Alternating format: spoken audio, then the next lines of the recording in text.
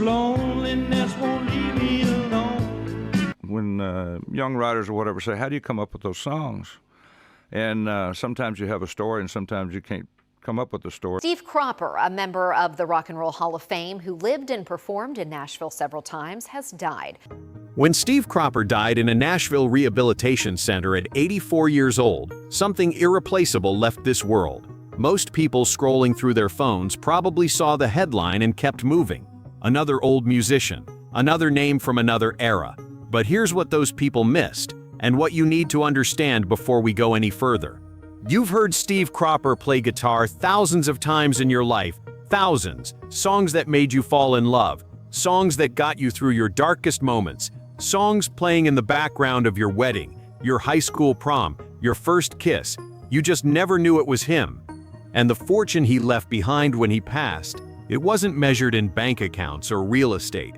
What Steve Cropper gave the world is something that money could never buy. And when the musicians who truly understood his genius finally talked about what he meant to them, they couldn't hold back their tears. This is the story of the most influential guitarist you've probably never heard of, and by the time we're done here, you'll never listen to music the same way again. Let's go back to the beginning. October 21st, 1941. A baby is born near a small town called Dardanelle in Missouri. His parents name him Steve. The family is ordinary, working class. Nothing in their circumstances would suggest that this child would grow up to reshape American music. But when Steve was 9 years old, his family made a decision that would change everything. They packed up and moved to Memphis, Tennessee. Now, you have to understand what Memphis was in the early 1950s. This wasn't just another southern city.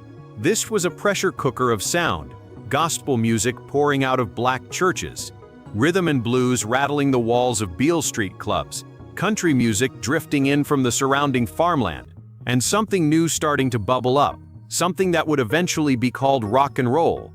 Young Steve Cropper soaked it all in like a sponge. He developed a taste for jazz guitarists like Tal Farlow, sophisticated players who understood chord theory and harmonic complexity. But he also fell in love with the raw, electrifying energy of Chuck Berry. Two completely different worlds of guitar playing, and somewhere in his young mind, Steve Cropper started figuring out how to merge them together. When he was 14 years old, he did something that millions of American teenagers were doing in the mid-1950s. He ordered a guitar through the mail, probably from a Sears catalog. Nothing fancy, just a cheap instrument that showed up in a cardboard box. But in Steve Cropper's hands, that mail-order guitar became a weapon. By the time he was in his teens, he was already playing with local bands around Memphis. He and some friends formed a group they initially called the Royal Spades, which they quickly changed to the Marquis. These were kids, teenagers, but they had something special. In 1961, when Steve Cropper was just 19 years old, the Marquis released an instrumental track called Last Night, and it hit. This teenage band from Memphis suddenly found themselves on the national charts. Can you imagine that feeling? You're barely out of high school, and suddenly your song is playing on radio stations across America. For most musicians, that would be the highlight of their entire career. For Steve Cropper, it was just the beginning. Around the same time Last Night was climbing the charts, something important was happening in Memphis. A small record label called Satellite was going through some changes. Legal issues forced them to pick a new name, and they landed on something that combined the first two letters of the owners' names. They called it Stax, Stax Records. That name would become synonymous with soul music, with a sound so distinctive, so powerful, that it would influence every genre that came after it. And the people running Stax were smart enough to recognize what they had in Steve Cropper. Here was a 20-year-old guitarist with professional polish beyond his years, technical skill that rivaled players twice his age, and an uncanny ability to serve the music rather than show off. They signed him up as the house guitarist. From that point forward, Steve Cropper would play on virtually every record that came out of Stax. But we haven't even gotten to the good part yet. In 1962, something magical happened in that Memphis recording studio. Steve Cropper, along with an organist named Booker T. Jones, a bassist named Donald Duck Dunn, and a drummer named Al Jackson Jr., came together to form a band. They called themselves Booker T and the MGs. Now, here's something you need to understand about this group. This was Memphis in 1962. The civil rights movement was in full swing. Segregation was still the law in much of the South. The idea of a racially integrated band, black musicians and white musicians playing together as equals, was not just unusual, it was revolutionary. Booker T. Jones and Al Jackson were black, Steve Cropper and Donald Duck Dunn were white, and none of them cared. As Cropper himself would later reflect, inside Stax Records, there was no color. Everyone was there for the same reason, to make hit records. And hit records they made. The first major one came in 1962, an instrumental track that started with one of the most recognizable openings in music history, a simple, stinging guitar riff over a shuffling rhythm and a groovy organ line. Green Onions. If you're of a certain age, you just heard that riff in your head. That's Steve Cropper. That's the sound he created. And when Green Onions hit number 3 on the pop charts, it wasn't just a success for Booker T and the MGs. It was a template for what rock and roll could be. Before Green Onions, guitar-led instrumental rock was still finding its feet. After Green Onions, everyone knew what it should sound like. That stinging, cutting guitar tone, the rhythmic precision, the way the guitar could leap out of the mix and grab you by the collar. British bands like the Beatles and the Rolling Stones were paying close attention. They heard what Cropper and the Stax crew were doing, and it shaped everything that came after. John Lennon, in particular, was deeply influenced by Cropper's playing style. The Beatles actually planned to collaborate with Steve Cropper at one point, though the deal apparently fell through. But here's what made Steve Cropper truly special. It wasn't flashy solos, it wasn't showing off. Any guitarist can learn to play fast. Any guitarist can learn complicated techniques. What Cropper mastered was something much harder. He learned how to disappear into a song when needed, and how to leap out of it at exactly the right moment. Session musicians often talk about playing for the song, putting the music first, serving the vocalist, but it's one thing to talk about it and another thing to actually do it at the level Steve Cropper achieved. When he played behind Otis Redding, or Wilson Pickett, or Sam and Dave, his guitar never competed with the voice. It supported, it enhanced, it added emotional texture without ever overshadowing the singer. His licks were lean and clean, tight and tasteful. Every note meant something. And that's what made him the secret ingredient that musicians still talk about to this day.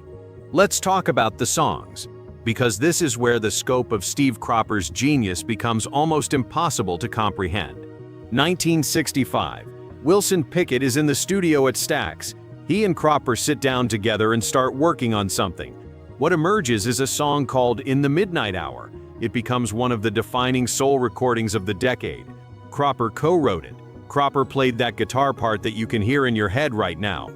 That same year, Eddie Floyd needs a song. Cropper sits down with him and they write Knock on Wood. Another monster hit. Another song that would be covered hundreds of times by artists across every genre. Then there's the shout-out that made guitarists around the world take notice. Sam and Dave are recording Soul Man in 1967. In the middle of the track, Sam Moore ad-libs into the microphone. He calls out to the guitarist, "Play it, Steve." And Cropper responds with that distinctive guitar riff that everyone knows, "Play it, Steve." In that moment, a session guitarist became a legend. Everyone listening to that record knew who Sam was talking about. But the crown jewel of Steve Cropper's songwriting career came from tragedy.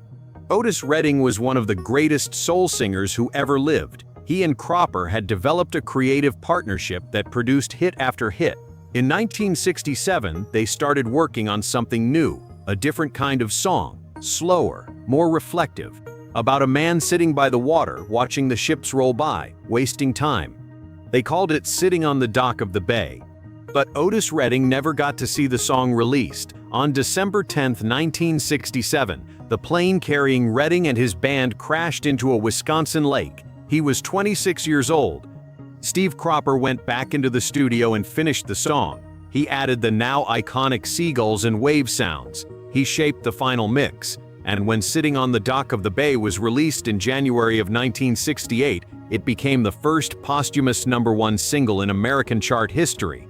That song has since become one of the most beloved recordings ever made, and Steve Cropper's fingerprints are all over it. By the end of the 1960s, the Stax sound had conquered the world, but nothing lasts forever. The music industry was changing, the business was getting more complicated, and in 1970, Steve Cropper made the difficult decision to leave Stax Records. He'd spent nearly a decade as the backbone of that legendary label. He'd played on more hit records than most musicians could dream of. He'd helped create a sound that would influence music for generations, but it was time for something new. Cropper released his first solo album in 1969, titled With a Little Help from My Friends. He co-founded a new studio called TMI. He worked as a producer and session guitarist with artists across the rock spectrum, broadening his musical horizons beyond Memphis soul. But the next chapter of Steve Cropper's story came from an unexpected direction. In the late 1970s, two comedians from Saturday Night Live had an idea. Dan Aykroyd and John Belushi wanted to put together a rhythm and blues revue act, a tribute to the soul music they loved. They called themselves the Blues Brothers. When they were assembling their band, they knew they needed authenticity. They needed musicians who had actually lived that music, so they reached out to some of the legends. Steve Cropper said yes. When the Blues Brothers movie came out in 1980, it introduced a whole new generation to soul music. Young people who had never heard of Stax Records were suddenly discovering Aretha Franklin, Ray Charles, James Brown, John Lee Hooker.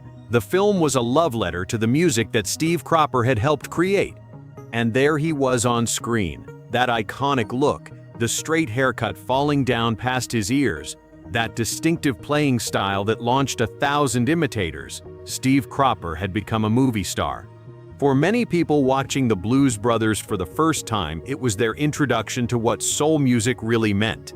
And Cropper was right there at the center of it, playing the same tight, tasteful licks that had defined an era. I want to share something with you now, a personal memory from someone who actually got to witness Steve Cropper perform live. It was the year 2000. The Nice Jazz Festival in France. Booker T and the MGs were on the bill, not quite the original lineup since Al Jackson had been tragically murdered in 1975, but Booker T. Jones, Donald Duck Dunn, and Steve Cropper were all there. The musician who shared this memory was actually supposed to be performing that night with Robert Plant. He'd arrived at the airport, lost all his luggage, and was rushed to the venue for sound check. But he took time to watch the MGs set up. He described the experience of seeing these legendary musicians go through their paces, watching Steve Cropper in person, playing the guitar parts that had shaped the entire history of popular music. It was, he said, an incredible memory. The young drummer filling in for Al Jackson that night seemed impossibly young. Who was this kid playing with Booker T and the MGs? It turned out to be Keith Carlock, who would go on to become one of the most sought-after drummers in the world. Even as a young man sitting in with legends, he was already showing flashes of the brilliance that would define his career. But the real revelation was watching Steve Cropper, seeing firsthand the attack, the timing, the way he could make a simple guitar riff cut through a mix like a knife, understanding why this man's playing had inspired an entire generation of guitarists. The accolades kept coming as the decades passed. In 1992, Steve Cropper was inducted into the Rock and Roll Hall of Fame as a member of Booker T and the MGs. The recognition was long overdue.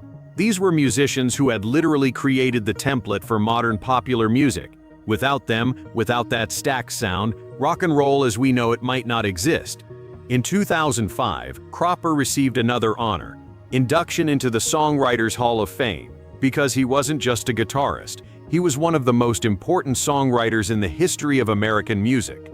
The songs he co-wrote didn't just chart, they became part of our cultural DNA.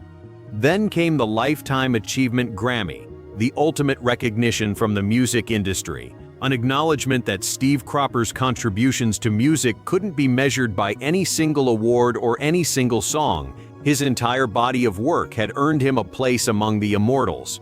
Throughout it all, Cropper kept playing, kept recording, kept sharing his gift with the world. Just a few months before his death, Steve Cropper released a new album called Fire It Up.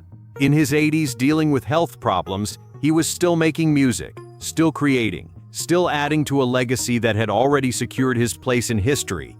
An interviewer managed to speak with him around that time. The conversation was difficult. Cropper was struggling to speak. It seemed like he may have suffered a stroke. His words were hard to understand, but he kept trying. He was patient. He was friendly. He wanted to share his story one more time. That determination tells you something about the man. Even when his body was failing him, Steve Cropper still had music to share.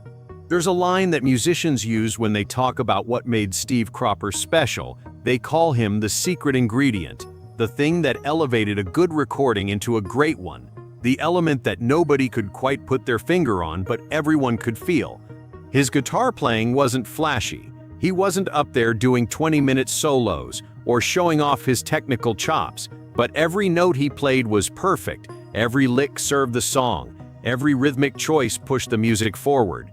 He had absorbed the sophistication of jazz and the raw energy of rock and roll, and he had figured out how to blend them into something entirely new. And here's the thing about influence. It doesn't stop when the musician stops playing. Every guitarist who came after Steve Cropper absorbed something from him, whether they knew it or not. The way rock guitars are played today, the emphasis on rhythm, the tight phrasing, the service to the song, traces directly back to what Cropper pioneered in that Memphis studio. His fingerprints are on songs that were recorded decades after he played on them. His approach to the instrument became so fundamental that we don't even think of it as a style anymore. It's just how guitar is supposed to sound. When you think about the fortune Steve Cropper left behind, that's what you have to consider. Not dollars and cents, but a musical inheritance that touches virtually every song you've ever loved. Green Onions, In the Midnight Hour, Knock on Wood, Soul Man, Sitting on the Dock of the Bay. These aren't just songs, they're monuments. They're proof that a teenager from Missouri with a mail-order guitar could reshape the entire landscape of popular music. And beyond the songs, there's the example he set. A white musician in the segregated South, working side by side with black musicians, refusing to acknowledge the color line that society tried to impose, making music that brought people together, proving that creativity doesn't recognize boundaries.